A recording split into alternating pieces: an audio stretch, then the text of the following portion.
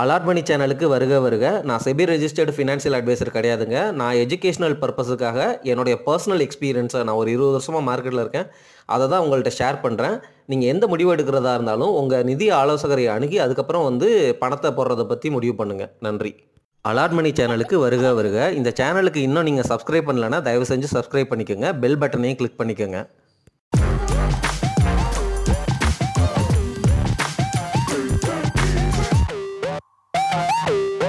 அனைவருக்கும் வணக்கம். இப்போ நான் போடுற வீடியோ பதிவு அப்படிங்கிறது ஒரு மெம்பர்ஷிப் வீடியோ பதிவாகவே நீங்கள் கன்சிடர் பண்ணிக்கலாம்.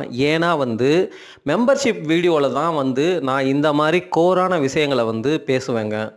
இந்த வீடியோ பதிவில் ரியல் கோரான விஷயங்களை பற்றி பேசுகிறதுக்கு முன்னாடி இந்த உலகம் எப்படி இயங்குது அப்படிங்கிற கவலையையும் அதுக்கு பின்னாடி நம்ம என்ன மாதிரி நடந்துக்கிறோம் அப்படிங்கிறதையும் இந்த உலகத்தில் இருக்கிற எல்லா விஷயங்களும் எப்படி பின்னி பிணைந்தவை, ஸ்டாக் மார்க்கெட்டில் நம்ம பண்ணுற இன்வெஸ்ட்மெண்ட் கூட சரிங்களா, இது எல்லாமே ஒரு நல்ல இன்வெஸ்டர் தொடர்ந்து மார்க்கெட்டில் என்ன நடக்குது அப்படிங்கிறத தெரிஞ்சுக்கிறது மூலமாக அவருடைய ப்ரெடிக்ஷன், அந்த ஃபோர்காஸ்டிங் முன்னாடியே அறிவிக்கிற, நடக்க போகிறத முன்னாடியே அறிவிக்கிற அந்த எபிலிட்டி அப்படிங்கிறது அவருக்கு கூடும். அதனால் நான் இனிஷியலாக சில பாயிண்ட்ஸை பேசினாலும் உள்ளுக்குள்ளே நிறைய கண்டென்ட் இருக்க போகுது. அதனால் தொடர்ந்து இந்த வீடியோவை தயவு செஞ்சு கேளுங்க. மிக மிக முக்கியமான வீடியோ பதிவு. நான் என்ன பேச வர்றேன் அப்படின்னா, இந்த உலகம் பல நாடுகளாக பிரிஞ்சு கிடக்கு. ஒவ்வொரு நாடும் அதனுடைய தற்காப்புக்காகவும் அல்லது அதனுடைய வளர்ச்சிக்காகவும் அல்லது அந்த நாட்டுக்கு நல்லது செய்கிறேன் அப்படிங்கிறதுக்காக மாறி மாறி அடிச்சுக்கிறோம். இன்னமும் அந்த போர் அப்படிங்கிறது நிறுத்தவே முடியலை. நம்மளால் தொடர்ந்து நடந்துக்கிட்டே தான் இருக்குது. இஸ்ரேலில் நடக்கிற வாராக இருக்கட்டும் அல்லது உக்ரைனில் நடக்கிற வாராக இருக்கட்டும், நமக்கு அது எல்லாமே நியூஸ். உக்ரைன் வார்னால் ஸ்டாக் மார்க்கெட் குறையுது, ஷார்ட் அடிக்கலாமா, அல்லது மார்க்கெட் எந்திரிச்சிரும் அப்படின்னு சொல்லிட்டு ரொம்ப சர்வசாதாரணமாக நம்ம கடந்து போகிறோம். ஆனால் உக்ரைனில் எவ்வளவு பேர் இறந்து போயிட்டாங்க அப்படிங்கிறது அப்பா சொல்லவே முடியாது. எவ்வளவு பேர், எத்தனை அப்பாக்கள், எத்தனை மகன்கள், எத்தனை கணவர்கள் இறந்து போயிருப்பாங்க. லேடிஸ் கூட ஏகப்பட்ட பொதுமக்கள்லாம் இறந்து போயிருக்கிறாங்க. இப்படி ஒரு கொடுமையான வார் சூழ்நிலையிலையும் நம்மளை மாதிரி முதலீட்டாளர்கள் எப்படி யோசிக்கிறோம் அப்படின்னா, இந்த வார் சூழ்நிலையினால எந்த ஸ்டாக்கு மேலே போகும், எந்த ஸ்டாக்கு கீழே போகும், நம்ம எப்படி ப்ராஃபிட் பார்க்கலாம் அப்படிங்கிற அளவுக்கு அந்த வாரினுடைய ரியாலிட்டி இல்லாமல் போயிட்டுருக்குறோம். என்னை கேட்டால் ஏன் இப்படி உலகம் பல நாடுகளாக இருக்குது, ஒரே நாடாக இருந்துட்டு போயிடலாமே அப்படிங்கிற மாதிரி கூட எனக்கு தோணுது. அது ப்ராக்டிக்கலாக எவ்வளவுக்கு எவ்வளோ பாசிபிள் அப்படிங்கிறது எனக்கு தெரில. ஏன்னா ஒவ்வொருத்தரும் அவங்களுக்குன்னு ஒரு ஐடென்டிட்டி, கல்ச்சரு அந்த மாதிரி வளர்ந்துட்டோம். இந்த ப்ராட் மைண்ட் அப்படிங்கிறது உலகம் ஃபுல்லாக வரணும். எல்லாரும் அப்படி யுனைட்டடாக இருந்தால் தான் இந்த பூமிங்கிறது ஒரு பூமி தானே, அதை எல்லாத்தையும் காப்பாற்றி தானே ஆகணும். சரி, இந்த மாதிரி கியான்ஸுக்குள்ளே போகாமல் ரியல் பாயிண்ட்ஸுக்குள்ளே வந்துடுறேங்க. ரியல் பாயிண்ட்ஸ் என்ன, நான் ஏன் இதை பற்றி பேசுகிறேன் அப்படின்னு நீங்கள் கேட்டிங்கன்னா, யூஎஸ் இருக்கிறாங்கல்ல, அவங்க ரீசண்டாக ரெட்சி செங்கடல், அந்த செங்கடல் ரூட் அப்படிங்கிறது ஷிப்ஸு எல்லாமே இந்த ட்ரேடிங்னு நம்ம பேசுகிறோமே, டேரிஃபு, ட்ரேடு வாரு, இது எல்லாமே என்ன அப்படின்னா, உலக நாடுகள் எல்லாமே தன்னுடைய பொருட்களை விற்கிறதுக்கு ஷிப்பில் தான் அவங்களுடைய பொருட்களை சென்ட் பண்ணுவாங்க. அதுக்கு இந்த செங்கடல் ரூட் அப்படிங்கிறது மிக மிக முக்கியமான ரூட்டு. இந்த ரூட்டில் ஏமன் நாட்டை சேர்ந்த அந்த ஹூதீஸ் அப்படிங்கிறவங்க சரிங்களா, ஹூடீஸா எனக்கு தெரில, சரியாக ப்ரொனவுன்ஸ் பண்ண தெரில, ஹவுதீஸ்னே வச்சுக்கலாம். அவங்க அந்த ரிபல் குரூப் ஒருத்தவங்க இருக்கிறாங்க. ரிபல் குரூப்னா எப்படி சொல்கிறது, கவர்மெண்ட் கிடையாது, ஆனால் புரட்சியாளர்கள் அப்படி நீங்கள் சொல்லிக்கலாம் சரிங்களா, புரட்சியாளர்கள் சொல்லிக்கலாம், அல்லது கவர்மெண்ட்டுக்கு அகெயின்ஸ்டாக செயல்படுறவங்க அந்த மாதிரி கூட வச்சுக்கலாம். இந்த குரூப் என்ன பண்ணியிருக்குது, ரெட் சீயில் உள்ள ஒரு போர்ட்டை ஆக்குப்பை பண்ணிவிட்டு பிரச்சனை பண்ணியிருக்குது. அப்போ யூஎஸ் என்ன நினச்சிருக்கிறாங்க, அவங்கள போக சொல்லிட்டாங்க, போகலை. ஆனால் அவங்கள பேக் பண்ணுறது யார் அப்படின்னு பார்த்தா ஈரான் சரிங்களா.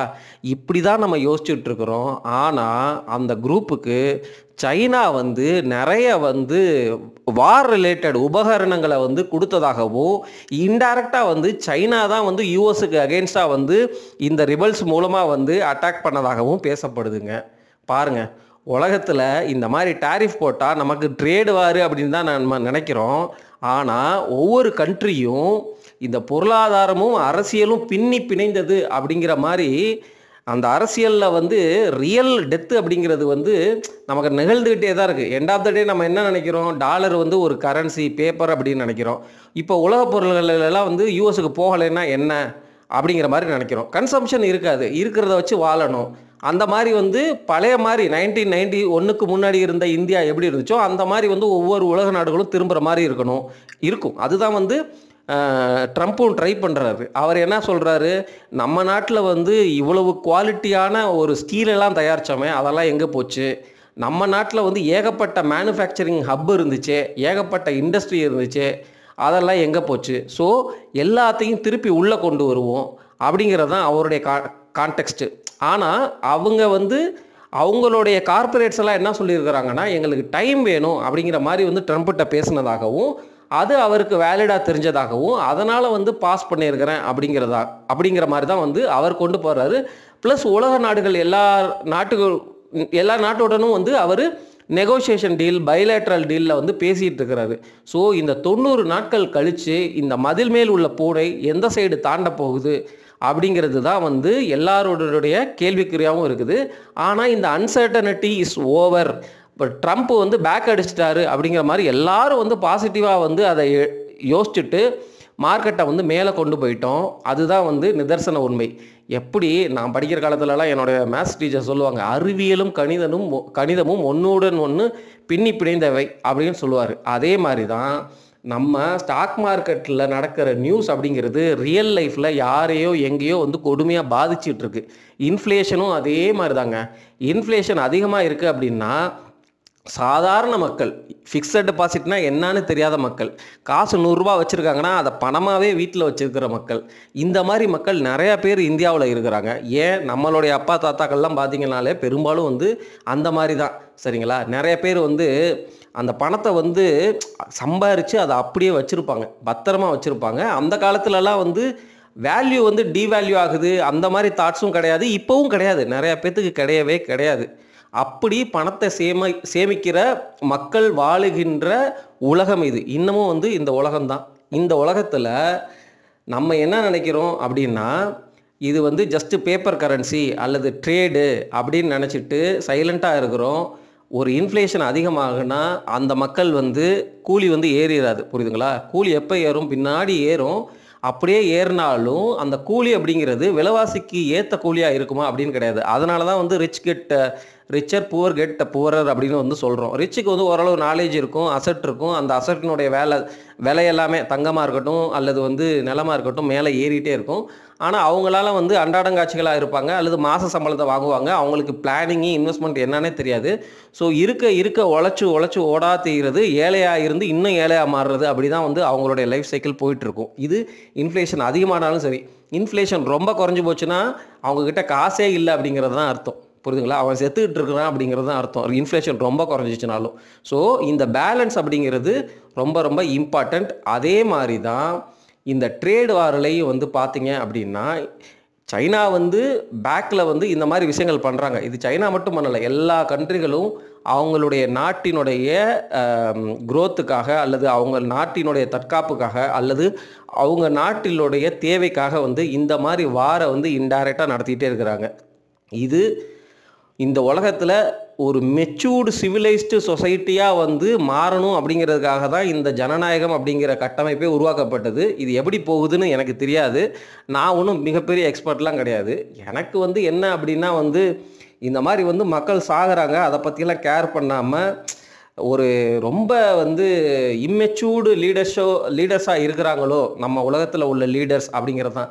லீடர்ஷிப் அப்படிங்கிறதே வந்து ரியலாக வந்து லீடர்ஸே வந்து பார்க்க முடியல. ரியலான லீடர்ஸ் இருக்கிறாங்கன்னா அவங்கள அந்த லீடர்ஷிப் பொசிஷனில் மக்கள் உட்கார வைக்க மாட்டேங்கிறாங்க அல்லது வந்து அவங்களுக்கு பதவி கொடுக்க மாட்டேங்கிறாங்க. இந்த மாதிரி வந்து சிக்கல்களில் வந்து மாட்டிக்கிட்டு தொடர்ந்து வந்து அந்த காலத்தில் என்ன பண்ணாங்க, ஒருத்தன் வருவான் இன்னொரு நாட்டை வந்து பிடிச்சிட்டு என்ன பண்ணுவான், அந்த நாட்டு மக்கள் வந்து பிடிச்ச நாட்டினுடைய பெண்களை வந்து திருமணம் செஞ்சுக்குவாங்க. அதுக்கப்புறம் வந்து என்ன நடக்கும், அந்த நாட்டினுடைய மொழியை வந்து இந்த நாட்டில் வந்து கற்றுக் கொடுப்பாங்க. ஸோ கிட்டத்தட்ட சைனா வந்து பாகிஸ்தானில் வந்து கடனை கொடுத்துட்டு என்ன பண்ணாங்க, பாகிஸ்தானில் வந்து சைனீஸ் அந்த லாங்குவேஜை வந்து இப்போ வந்து ஸ்கூலில் வந்து சொல்லி கொடுத்துட்ருக்குறாங்க. ஏன்னா கடனை திருப்பி கொடுக்க முடியல பாகிஸ்தானு. சைனாவோடையினுடைய அந்த அந்த என்ன சொல்கிறது, ஒரு அணுகுமுறையே வந்து ஃப்ரீயாக கொடுக்குறேன்னு சொல்லிட்டு ஃப்ரீயாக கொடுத்துருவாங்க. அதுக்கப்புறம் பின்னாடி காசு கொடு அப்படின்னு கேட்டுட்டு கிட்டத்தட்ட கந்து வட்டிக்காரர் மாதிரியே அதுக்கப்புறம் வந்து அந்த காசை வந்து கறக்கிறதுக்கு அந்த நாட்டினுடைய சொத்தை எழுதி வாங்கிக்குவாங்க அல்லது அக்ரிமெண்ட் போட்டுப்பாங்க. ஸோ இந்த மாதிரி தான் வந்து நடந்துகிட்டு இருக்குது. ஒரு ஐடென்டிட்டியையும் கல்ச்சரையும் வந்து அழித்து அவங்களுடைய மொழியை வந்து திணிச்சு அதுக்கப்புறம் வந்து அவங்கள அலையாக அலைஸ்ன்னு சொல்லுவாங்கள்ல. அதாவது என்னென்னா, இப்போ சீனா வந்து இந்தியாவை பிடிச்சிருச்சு அப்படின்னா இந்தியாவில் உள்ள மக்களை வந்து சீனர்களாக மாற்றுறது. இதுதான் வந்து ஒரு போரினுடைய அடிப்படை. ஜெயிச்சதுக்கப்புறம் வந்து நடக்கிறது தான். ஸோ இப்போ நடக்கிறதுமே கிட்டத்தட்ட 3ஆம் உலக போர் தான். ஏன் அப்படின்னா, ஒவ்வொரு நாடும் அவங்களுடைய பெனிஃபிட்டுக்காக இருக்கிற டெக்னாலஜி பயங்கரமாக என்னென்னமோ இன்வெஸ்ட் பண்ணி செலவு பண்ணி, இப்போ பாருங்கள், இந்த வார் மட்டும் கிடையாது, இந்த ஏமனில் நடந்த அந்த ரெட் சி ரிலேட்டட், அது வந்து குளோபல் ட்ரேட் ரூட்டுக்கு ரொம்ப முக்கியமான ரூட், சரிங்களா? அந்த இடத்துல இவங்க பிரச்சனை பண்ணதுனால யூஎஸ் வந்து அட்டாக் பண்ணி 74 பேர் செத்து போயிருக்கிறாங்க. இப்போது உக்ரைனியன் பிரசிடென்ட் என்ன சொல்லியிருக்கிறாரு அப்படின்னா, ஜெலன்ஸ்கி, ரஷ்யாவுக்கு வந்து சைனா வந்து ஏகப்பட்ட உபகரணங்கள், வார் ரிலேட்டட் இன்ஸ்ட்ருமெண்ட்ஸு, நிறையா போர்க்கருவிகள்லாம் கொடுத்து உதவி இருக்குது அப்படின்னு வந்து ஜெலன்ஸ்கி சொல்கிறாரு. ஸோ ஜென்ரலாகவே இந்த மாதிரி சண்டை நடக்கும்பொழுது ஒரு சைடுக்கு வந்து பின்னாடி வந்து ரஷ்யா வந்து ஆயுதங்களை சப்ளை பண்ணும், இன்னொரு சைடுக்கு பின்னாடி வந்து யூஎஸ் சப்ளை பண்ணும். இந்த இடத்துல ரஷ்யாவே வாரில் இருக்கிறதுனால ரஷ்யாவுக்கு பின்னாடி சைனா வந்து சப்ளை பண்ணுது அப்படின்னு ஜெலன்ஸ்கி சொல்லிட்டு இருக்கிறாரு. நம்ம இந்த விஷயங்கள் எல்லாம் ஸ்டாக் மார்க்கெட்டில் நமக்கு மனிதநேயம் கண்டிப்பாக வேணும், சரிங்களா? அதுக்காக வந்து ஸ்டாக் மார்க்கெட்டில் இன்வெஸ்ட் பண்ணவும் முடியாது, இன்வெஸ்ட் பண்ணாமல் இருக்கவும் முடியாது. காலத்துக்கு ஏற்ற மாதிரி நம்ம ஓடி தான் ஆகணும். நம்ம என்ன பண்ணலாம், நமக்கு இருக்கிற அறிவை வச்சு ஸ்டாக் மார்க்கெட்டில் சம்பாரிச்சோன்னா அந்த காசை எடுத்துக்கொண்டு போய் திருப்பி இந்த சொசைட்டிக்கு வந்து ஏதாவது நல்லது பண்ண முடியுமா அப்படிங்கிறது தான். ப்ளஸ்ஸு நம்மளுக்கு தனக்கு மிஞ்சினது தான் தானமும் தர்மமும், சரிங்களா? அதுக்காக வந்து நம்ம எல்லாமே ரீட்டைல் இன்வெஸ்டர்ஸ், மிகப்பெரிய கோடீஸ்வரர்கள்லாம் இருக்கிறாங்க. பட் இருந்தாலும் நம்மளால் முடிஞ்ச பங்கை வந்து இந்த சொசைட்டிக்கு கொடுக்கணும் அப்படிங்கிற அந்த தாட்டை வந்து நமக்குள்ளே வச்சுக்கிட்டு நம்மளுடைய அறிவையும் நாலேஜையும் பெருக்கிக்கிட்டு இந்த மாதிரி விஷயங்களில் என்னென்ன நடக்குது அப்படிங்கிறதையும் உணர்ந்துக்கிட்டு தொடர்ந்து ட்ரெண்டை ஃபாலோ பண்ணுறது மூலமாக நம்மளுடைய ப்ரெடிக்ஷன் எபிலிட்டி கூடும். இந்த இடத்துல இன்னும் தொடர்ந்து 2 முக்கியமான விஷயங்களை பற்றி பேச போகிறேன், கேளுங்க.